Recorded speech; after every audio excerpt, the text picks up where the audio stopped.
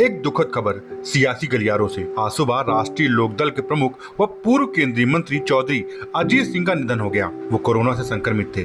82 वर्षीय अजीत सिंह ने गुरुग्राम के एक निजी अस्पताल में अंतिम सांस ली। प्राप्त जानकारी के मुताबिक अजीत सिंह की हालत मंगलवार को काफी खराब थी। उनके फेफड़ों में संक्रमण बढ़ गया था। हालांकि तमाम कोशिशों के बावजूद अजीत सिंह को बचाया नहीं जा सका। अजीत सिंह का जाना राजनीतिक जगत के लिए किसी कुठाराघात से कम नहीं।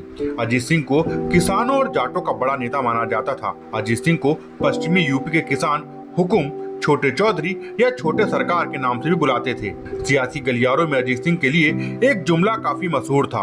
उनके बारे में कहा जाता था कि सत्ता किसी की भी हो, लेकिन मंत्री तो अजीत सिंह ही बनेंगे। पश्चिमी यूपी की राजनीति आजादी के बाद से लगातार चौधरी चरण सिंह और उनके बाद उनके बेटे अजीत सिंह के इर्द गिर्द घूमती रही है। देश के पूर्व प्रधानमंत्री चौधरी चरण सिंह के निधन के बाद अजीत सिंह ने कई बार अपनी राजनीति के रंग बदले, लेकिन वो हमेशा एक अहम भूमिका में नजर आए और हमेशा सियासत के चर्चित चेहरे बने रहे। मेरठ के भडोला गांव में 12 फरवरी 1939 को संभ्रांत परिवार में पैदा हुए अजीत सिंह को राजनीति विरासत में मिली।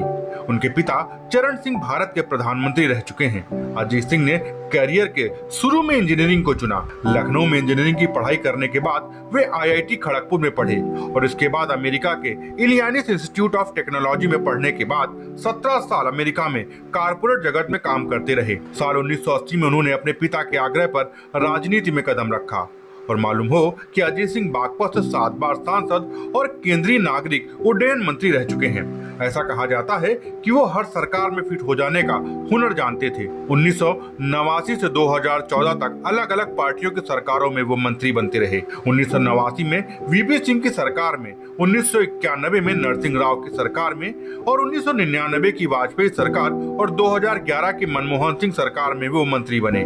1995 में केंद्रीय खाद्य मंत्री रहे। 2001 में वो कृषि मंत्री बने तो साल 2011 में वो नागरिक उड्डयन मंत्री बने। Bureau report, Dastak times. ताजा तरीन खबरों के लिए सब्सक्राइब करना ना भूलें दस्तक टाइम्स। बेल आइकन दबाकर पाएं देश विदेश की लेटेस्ट खबरों की नोटिफिकेशन।